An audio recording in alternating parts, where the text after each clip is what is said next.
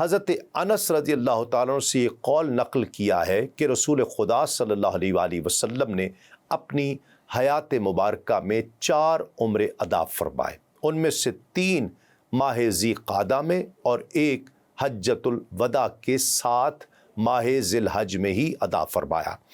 پہلے عمرے کا قصد اس وقت فرمایا جب حضور نبی کریم صلی اللہ علیہ وآلہ وسلم حدیبیہ تشریف لائے، لیکن کافروں نے رکاوٹ ڈال دی، اس لیے یہ عمرہ مکمل نہیں ہو سکا۔ آپ صلی اللہ علیہ وآلہ وسلم نے اپنے صحابہ کرام سمیت آئندہ سال عمرۃ القضاء ادا کیا، یہ بھی ذی قعد میں ہوا، اور جارانہ کے مقام پر مال غنیمت تقسیم کرنے کے بعد جو عمرہ حضور نبی کریم صلی اللہ علیہ وآلہ وسلم نے فرمایا وہ بھی ذی قعد میں ہی تھا۔ البتہ جو عمرہ حضور نبی کریم صلی اللہ علیہ وآلہ وسلم نے حجۃ الوداع کے ساتھ کیا وہ ماہ ذی الحج میں تھا، اور حضور کے حجوں کے بارے میں بھی مختلف اقوال پائے جاتے ہیں۔ امام ترمذی، ابن ماجہ اور حاکم نے حضرت ابن عباس رضی اللہ تعالی عنہما سے روایت کی ہے کہ حضور نبی کریم صلی اللہ علیہ وآلہ وسلم نے 2 حج ہجرت سے پہلے اور 1 حج ہجرت کے بعد فرمایا تھا۔ تو اب یہ کہا جا سکتا ہے کہ فرضیت حج کے بعد حضور نبی کریم صلی اللہ علیہ وآلہ وسلم کا یہ پہلا اور ظاہر ہے آخری حج تھا۔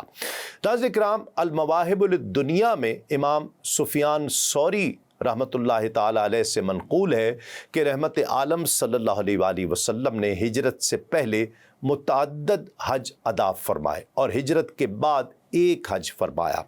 ہجرت سے پہلے جو حج حضور نبی کریم صلی اللہ علیہ وآلہ وسلم نے فرمائے ان کی تعداد نہیں بتائی جا سکتی۔ ابن اسیر کہتے ہیں کہ ہجرت سے پہلے سرکار دو عالم صلی اللہ علیہ وآلہ وسلم ہر سال حج ادا کیا کرتے تھے، کیونکہ اہل عرب اسلام قبول کرنے سے پہلے بھی ہر سال حج ادا کیا کرتے تھے۔ تو یہ کیسے تسلیم کر لیا جائے کہ کفار و مشرکین تو حج ادا کر رہے ہوں اور اللہ کا محبوب صلی اللہ علیہ وآلہ وسلم حج ادا نہ کر رہا ہو؟ امام زینی دہلان لکھتے ہیں کہ مدینۃ المنورہ کی ہجرت کے بعد رحمت عالم صلی اللہ علیہ وآلہ وسلم نے 9 سال تک مدینہ طیبہ میں سکونت اختیار فرمائی، لیکن اس عرصے میں حضور نبی کریم صلی اللہ علیہ وآلہ وسلم نے جنگی مصروفیات یا مشرکین کی رکاوٹوں کے باعث کوئی حج ادا نہیں کیا۔ جب ہجرت کا 10واں سال آیا تو اسلام کی عظمت اور اس کی سطوت کا پرچم جزیرہ عرب کے گوشے گوشے میں لہرانے لگا۔ نعمت ایمان سے مالا مال ہونے کے بعد بتوں کے پجاریوں نے اپنے ہاتھوں سے اپنے ان جھوٹے خداؤں کو ریزہ ریزہ کر دیا۔ حبل زندہ باد کے نعرے اب ہمیشہ کے لیے ابدی نیند سو چکے تھے، اور ہم پہلے بھی عرض کر چکے ہیں کہ گزشتہ سال حجاج کرام کا ایک قافلہ سیدنا ابو بکر صدیق رضی اللہ تعالیٰ عنہ کی قیادت میں اور سیدنا علی المرتضیٰ رضی اللہ تعالیٰ عنہ کی مائیت میں مکۃ المکرمہ آیا تھا۔ یہی وہ پہلا قافلہ تھا جس نے کفر و شرک کے باقی ماندہ اور تمام لغو اور باطل شاعر کو ہمیشہ ہمیشہ کے لیے ختم کر دیا۔ مرد و زن کا برہنہ ہو کر طواف کعبہ کی شرمناک رسم کرنا اور اسی قسم کی دیگر قبیح عادات کو ہمیشہ ہمیشہ کے لیے ختم کر دیا گیا، اور اب وقت آ گیا تھا کہ اللہ رب العزت کا محبوب اور اس کی تمام مخلوق کا ہادی و مرشد فریضہ حج کو سب کے سامنے صحیح طریقے سے خود ادا فرمائیں، تاکہ سنت ابراہیمی کو زندہ کر کے اسے بقائے دوام سے بہرہ مند کیا جائے، تاکہ آئندہ قیامت تک حرم خلیل علیہ السلام میں فریضہ حج ادا کرنے کے لیے جو بھی آئے وہ ان روحانی سعادتوں اور برکتوں سے مالا مال ہو کر واپس جائے، جو اس فریضے کے ادا کرنے کا اہم ترین مقصد بھی ہے۔ تمام اسلامی آبادیوں میں یہ اعلان کر دیا گیا کہ اس سال یعنی 10 سن ہجری کو حجاج کرام کا جو قافلہ خداوند ذوالجلال کے مقدس گھر کی زیارت اور فریضہ حج کی ادائیگی کے لیے جائے گا، حضور نبی کریم صلی اللہ علیہ وآلہ وسلم وہاں خود ان کے ساتھ موجود ہوں گے۔ یہ خوشخبری ناظرین کرام جس نے بھی سنی اس پر بے خودی طاری ہو گئی۔ مکہ مکرمہ کا سفر، اور وہ بھی حبیب خدا صلی اللہ علیہ وآلہ وسلم کی قیادت میں، کعبہ مشرفہ کی زیارت، اور وہ بھی اپنے آقا صلی اللہ علیہ وآلہ وسلم کی مبارک مائیت میں، مناسک حج کی ادائیگی، اور وہ بھی اللہ کے محبوب رسول صلی اللہ علیہ وآلہ وسلم کی رہنمائی میں، زہ سعادت، زہ قسمت۔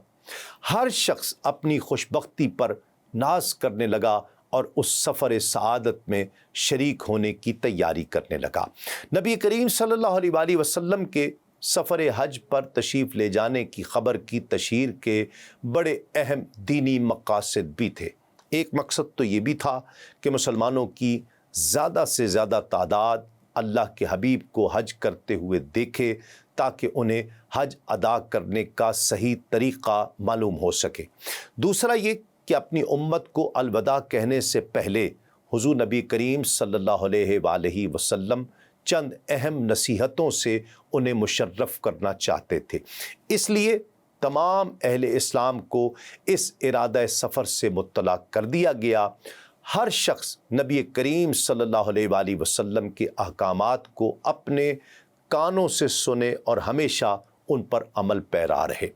اور ایک اور بات یہ بھی تھی کہ اللہ رب العزت کے حبیب صلی اللہ علیہ وآلہ وسلم نے دعوت اسلام کو عرب کے گوشے گوشے میں پہنچانے کے لیے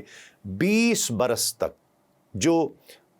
ہم جد و جہد فرمائی تھی، اس کے خوشکن نتائج کا اللہ رب العزت نے اپنے حبیب کو مشاہدہ کروانا تھا، تاکہ حضور اللہ رب العزت کے اس بے مثال انعام کا شکر ادا کریں کہ جس اہم فریضے کی ادائیگی اللہ رب العزت نے آپ کے سپرد فرمائی تھی، وہ اس کی توفیق اور نصرت سے باحسن انجام پذیر ہو رہی ہے۔ لہٰذا اس سفر حج کی تشہیر کے باعث جزیرہ عرب کے اطراف و اکناف سے جو بے شمار لوگ میدان عرفات میں جمع ہوئے، ان سب نے بآواز بلند ایک آواز ہو کر یہ شہادت دی کہ اے اللہ کے محبوب، بے شک آپ نے اپنے فرائض نبوت کو انتہائی حسن و خوبی سے انجام دیا ہے۔